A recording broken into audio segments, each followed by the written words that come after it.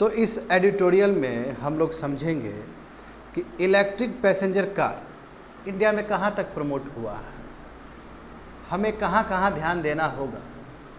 बात समझे। इलेक्ट्रिक ई व्हीकल्स के लिए इलेक्ट्रिक व्हीकल्स के लिए भारत सरकार ने बहुत प्रयास किया है।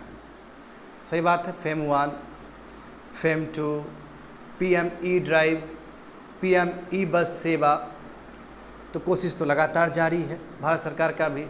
बट सबसे बड़ी बात है कि भारत सरकार का ये जो कोशिश जारी है, इसके वजह से इलेक्ट्रिक व्हीकल्स हमारे इंडियन मार्केट में कितना पेनिट्रेट किए है, मुद्दा तो ये भी है, इसको भी समझना है हमें। तो देखो यहाँ पे GS paper 3 ecology and environment, इस दृष्टिकोण से भी देख सकते हो और इकोनॉमिक्स के भी दृष्टिकोण से देख सकते हो, या जीएस पेपर 2 गवर्नेंस के भी दृष्टिकोण से देख सकते हो इसको। तो यहाँ पे समझते हैं और एक एक चीज़ समझेंगे कि government announce scheme to promote electric cars in 2024। सही बात है, 2024 में सरकार ने अनाउंस किया। बट उससे पहले समझते हैं, शुरू समझते हैं, बैकग्राउंड इसका थोड़ा समझते हैं। देखो, मोदी जी आए 2014 में, करेक्ट। आगे अभी तक मोदी जी ही बने हुए हैं। तो इन्होंने बहुत अच्छा काम किया। जैसे फेम 1 लाए, फेम 1 ख़त्म हुआ तो फिर फेम 2 आया। उसके बाद फेम 1 और फेम 2 देखोगे, दोनों का ही जो फीचर्स है, वो फीचर क्या है कि दोनों ही डिमांड ड्रिवन इंसेंटिव दिया आता था। डिमांड ड्रिवन कि जितना आप खरीदोगे, जितना आप डिमांड क्रिएट करोगे, उतना ही आपको इंसेंटिव मिलेगा। तो पहले तो हर एक चीज़ पे इंसेंटिव मिलता था आपको, जैसे 2 व्हीलर हो गया, 3 व्हीलर ऑटो हो गया और कार हो गया, सबके लिए मिल रहा था। उसके बाद जैसे ही फेम 2 ख़त्म हुआ तो पीएम ई ड्राइव आया। उसके बाद पीएम ई बस सेवा। तो पीएम ई सेवा और पीएम ई ड्राइव में जो पर्सनल कार है, जो 4 चक्का वाला जो गाड़ी है, उस पर इंसेंटिव ख़त्म कर दिया सरकार ने। सरकार अभी यदि इंसेंटिव दे रही है तो अभी फ़िलहाल में जो रिसेंटली जो इंसेंटिव दे रही है तो केवल तुम्हारा क्या है, 2 व्हीलर में है और 3 व्हीलर में है, पर्सनल कार में नहीं है। जहाँ तक सवाल है भारत में पेनिट्रेशन का, तो भारत में देखोगे तो सबसे ज़्यादा ई व्हीकल्स का पेनिट्रेशन यदि किसी सेक्टर में है तो वो ऑटो में है। ऑटो जो 3 पहिया वाला जो चलता है, उसमें अच्छा खासा, उसमें 30 से 35% तक का पेनिट्रेशन है इंडिया में। बड़ी बात है, यानी कि 100 ऑटो चलता है तो उसमें 30 से लेकर 35 तुम्हारा इलेक्ट्रिक व्हीकल्स वाला है। बड़ी बात है ना। हाँ, उसमें भी 2 व्हीलर्स में, इसमें भी बहुत अच्छा पेनिट्रेशन है, 10 से लेकर 15% है, इसमें भी बहुत अच्छा है। बस सबसे कम जो पेनिट्रेशन है वो तुम्हारा 4 चक्का वाला है, 4 चक्का वाला है, यानी कि 4 व्हीलर्स वाला है। और इसमें जो अभी नीति आयोग का रिपोर्ट देखोगे तो केवल 2.5% ही हुआ है, तो कह सकते हैं बिलो 3% या 2 to 3% के बीच में है। अच्छा, जो पीएम ई बस सेवा आया था, बढ़िया समझना, जो 2024 में जो आया था उसके बारे में भी हमें समझना है। तो उसमें बात क्या था कि उसमें सरकार खुद, सेंट्रल गवर्नमेंट खुद चाहती है कि बस प्रमोट हो, इलेक्ट्रिक व्हीकल्स वाला इलेक्ट्रिक बस प्रमोट हो। और उसमें ये भी कहा गया था कि स्टेट चलाए उसको फिर रीइंबर्समेंट कर देगा भारत सरकार। और उस समय जो अनुराग ठाकुर सब थे तो वो अपना बहुत सारा प्लान भी लेके आए थे कि हम ऐसा करेंगे। समझ गए। तो आगे देखो, यहाँ पे समझो। तो बिल्कुल हम लोग जानते हैं गवर्नमेंट ने अनाउंस किया था स्कीम, ठीक है, उस समय भी कि इलेक्ट्रिक पैसेंजर कार भारत में भी क्या बने, प्रमोट हो। और जहाँ तक सवाल है ऑटोमेटिव मार्केट साइज का, तो हमारा जो वही ऑटोमेटिव समझ रहे हो ना, यही सब का $150 बिलियन अभी है और आने वाले समय में ये डबल हो सकता है, यानी कि $300 बिलियन का हो सकता है 2030 में। तो हमारा पूरा कोशिश होना चाहिए कैसे हम इलेक्ट्रिक व्हीकल्स को प्रमोट करें। ठीक है, समझ गए। अच्छा, the boom will see A sharp rise in electric vehicles. हाँ, तो ये जो बूम जो भी होने वाला है, जो भी डबल होने वाला है, $150 बिलियन से $300 बिलियन होने वाला है, उसमें हम इलेक्ट्रिक व्हीकल्स का भी राइज देखेंगे, इसमें कोई शक नहीं। क्योंकि जिस हिसाब से हमारा क्लाइमेट एक्शंस को लड़ने के लिए जो हम लोग स्टेप्स ले रहे हैं, उसमें इलेक्ट्रिक व्हीकल्स भी एक बहुत इंपॉर्टेंट है कि इलेक्ट्रिक व्हीकल जितना प्रमोट होगा उतना ही पेट्रोल डीजल वाला जो कार है वो पीछे की तरफ जाएगा, और जितना पीछे की तरफ जाएगा उतना बेटर है क्लाइमेट पॉइंट ऑफ व्यू से। और दूसरी बात है कि यदि प्रधानमंत्री ने बोला है कि पीएम ई बस सेवा, तो पीएम ई बस सेवा इसलिए कि ताकि लोग ज़्यादा ट्रांसपोर्टेशन का यूज़ करें। इस बार भी जानते हो कि जो बजट आया था, बजट में यही ना बात था कि ट्रांसपोर्टेशन ज़्यादा यूज़ करिए, पब्लिक ट्रांसपोर्टेशन आप ज़्यादा यूज़ करिए। ठीक है, यहाँ पे देखो जो भी आया है नीति आयोग का रिपोर्ट, उसमें कहा गया कि ये जो पैसेंजर कार सेल है, 4 चक्का वाला जो बोल रहे हैं, अभी कितना है 2.5%, और इसको बढ़ाना है हमें, लगभग इसको 10% के आसपास ले जाना है। तो अभी भी एक सैड स्टोरी यही है कि जो पैसेंजर कार का जितना पेनिट्रेशन होना चाहिए भारत में ई व्हीकल्स को लेके, है ना, इलेक्ट्रिक व्हीकल, उतना नहीं है। बाकी में हुआ है, ऑटो में सबसे ज़्यादा हुआ है, 2 व्हीलर में भी नॉट बैड, मगर 4 व्हीलर में नहीं हुआ। यहाँ पे प्रॉब्लम है, समझे।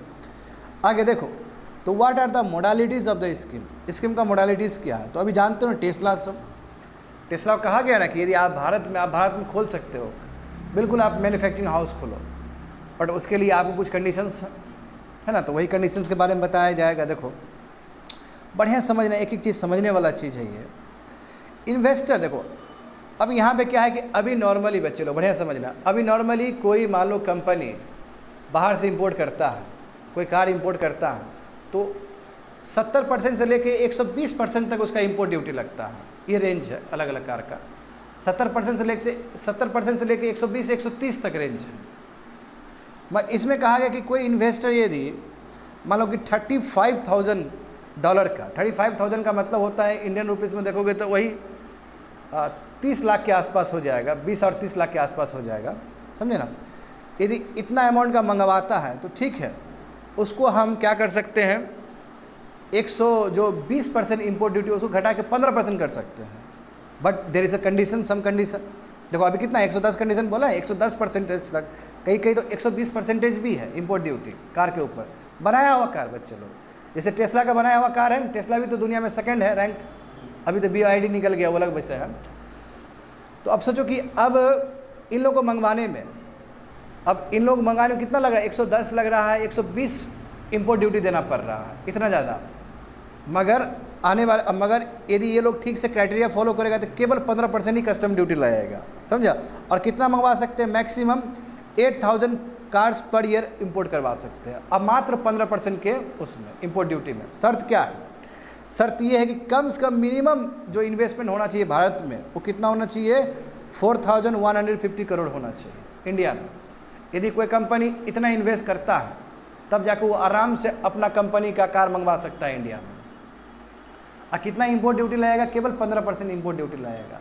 और उसका कार का जो वैल्यू कितना होना चाहिए, $35,000 वाला वैल्यू होना चाहिए, वही 20 से 25-30 लाख के आसपास हो जाएगा। वो आ रहा है समझ में। हाँ, और उसमें और भी कंडीशन है। एक कंडीशन क्या है कि मिनिमम इन्वेस्टमेंट कितना होना चाहिए, 4,150 करोड़ होना चाहिए। दूसरा कंडीशन क्या है कि डोमेस्टिक वैल्यू एडिशन जो है वो 3 साल तक 25% होना चाहिए और 5 साल तक 50% हो जाना चाहिए। यानी कि शुरुआत के 3 साल में डोमेस्टिक प्रोक्योरमेंट कितना होना चाहिए, 25% होना चाहिए। वो मंगवाए, ठीक है, मगर इंडिया में जब मैन्युफैक्चरिंग हाउस बनेगा तो 15% यहाँ के डोमेस्टिक सप्लाई करे, उसको डोमेस्टिक यहाँ के जो कंपनी वो सप्लाई करे 25%, 3 साल तक ये हो जाना चाहिए। और उसके बाद जो 5 साल है, 5 साल में 50% हो जाना चाहिए। होप सो समझ में आ गया होगा तुम लोग को बाय द 5th ईयर। हाँ, मेरा सवाल ये है कि ये जो भी इंसेंटिव है, जो भी स्कीम है, इस स्कीम में ये बात नहीं है कि टैक्स ब्रेक मिलेगा, ऐसा कोई बात नहीं है। जैसे आप इस कंट्री में इन्वेस्टमेंट करोगे तो आपको टैक्स ब्रेक मिलने का कोई बात नहीं है, कैपिटल ग्रांट्स मिलने का बात नहीं, डायरेक्ट पैसा सरकार नहीं देने जा रही है आपको, समझे ना। हाँ, ऐसा भी नहीं कि लैंड भी आपको लो कॉस्ट में नहीं देगी और ना ही आपको एनर्जी सब्सिडी देगी। तो इसलिए क्रिटिक्स सवाल उठा रहे हैं कि जब तुम कुछ देगा ही नहीं उसको तो काहे तुम्हारे कंट्री में आएगा। वो तुमसे बढ़िया तो साइड का कंट्री है, थाईलैंड है, मैक्सिको है, जो बहुत छूट दिया है, जो एनर्जी भी सस्ता में दे रहा है, लैंड भी सस्ता में दे रहा है। तुम्हारे कंट्री में क्यों आएगा वो, क्योंकि तुम्हारे कंट्री से ज़्यादा विकल्प तुम्हारा साइड वाला कंट्री में है, थाईलैंड सब में, वहाँ पे जाएगा, मैक्सिको सब में जाएगा, वहाँ पे है वो। बात समझे। लेट्स सी, देखते हैं कि सरकार जो प्रपोजल के साथ आई है, और टेस्ला ने तो बोल ही दिया कि आई एम नॉट इंटरेस्टेड। हाँ, टेस्ला ने बोल ही दिया आई एम नॉट इंटरेस्टेड। सबसे बड़ा सवाल है कि कौन आएगा फिर इस कंडीशन के साथ। आगे देखो, द स्कीम में हेल्प द डोमेस्टिक, बताओ उल्टा हो जाएगा। ये स्कीम तो डोमेस्टिक फार्म्स को, अच्छा डोमेस्टिक फार्म्स को तो ऐसे भी हेल्प करता, क्योंकि उसमें बोला गया है कि 25% फिर 50%, मगर रियल में बाहर का नहीं आएगा, डोमेस्टिक को ही फ़ायदा होने जा रहा है। जैसे देखो, अब चाइनीज़ मैन्युफैक्चर को तो हम लोग यहाँ पे कभी मंगवाएंगे नहीं, कभी बुलाएंगे नहीं। अच्छा, इस बार भी सर्वे में ये बोल दिया गया था कि FDI खोल दीजिए। इस बार के सर्वे में, पिछले बार के सर्वे में भी बोला गया था, है ना, कि चाइना से FDI मंगवा लीजिए। हम जानते हैं कि चाइनीज़ मैन्युफैक्चर को तो हम लेंगे नहीं। और दुनिया में सबसे बड़ा इलेक्ट्रिक कार मैन्युफैक्चर, कोई दुनिया का सबसे बड़ा कंपनी है तो वो BYD है। और उसको तो हम बुलाने नहीं जा रहे हैं क्योंकि हमारा स्ट्रेटेजिक इंटरेस्ट के वजह से। बात समझ में आ रहा है ना? हाँ, एंड टेस्ला वही इंटरेस्टेड नहीं है इंडिया में आने में, ठीक है। वो हैवी इंडस्ट्री मिनिस्टर ने भी कहा है। फिनफास्ट जो वियतनामीज ई कार मैन्युफैक्चरिंग ऑलरेडी देखो वो इंडिया में भी ऑलरेडी कर रहा है, ये स्कीम से पहले का बात है, स्कीम से पहले से ही वो इंडिया में वो कर रहा है। हाँ, ये अलग बात है कि यूनियन मिनिस्टर ने ये बात कहा है कि बहुत सारे कार कंपनी जैसे मर्सिडीज हो गया, स्कूडा हो गया, वोल्क्सवैगन हो गया, वो भी इंटरेस्टेड है फैक्ट्री बनाने के लिए। मैं वो स्कीम से पहले का बात है। ये स्कीम आने के बाद कोई ऐसा नहीं हुआ कि हम आएंगे, ऐसा कोई बात नहीं है। इसलिए हम ये नहीं बोल सकते हैं कि ये स्कीम ने कोई बहुत बड़ा सिग्नल दिया है बाहर में। बात समझे? एंड ये भी हम जानते हैं कि जो टाटा मोटर्स से देखो, टाटा मोटर्स हो गया, महिंद्रा हो गया, मारुति हुंडई हो गया, इन लोगों को बहुत सब फायदा होने जा रहा है। डोमेस्टिक प्लेयर्स को ही बहुत फायदा होने जा रहा है, समझे? तो मेन चीज़ क्या है कि ये जो ई व्हीकल्स का है, हमें क्या करना चाहिए, हमें थोड़ा फ्लेक्सिबल बनाना चाहिए। क्योंकि देखो देश दुनिया में क्या हो रहा है, दूसरे कंट्री में क्या प्रैक्टिस हो रहा है, उसका जो बेस्ट प्रैक्टिस है वो अपने हिसाब से थोड़ा मॉडिफाई करके हमें करना चाहिए। और अनडाउटली बड़ा कंपनी तो चाहेगा कि भारत में आए, और उसके लिए वो फ्लेक्सिबिलिटी भी मिलना चाहिए, ईज़ ऑफ डूइंग बिजनेस मिलना चाहिए। ये सब चीज़ दोगे तभी तो इंडिया में आएगा वो। That's it, completed.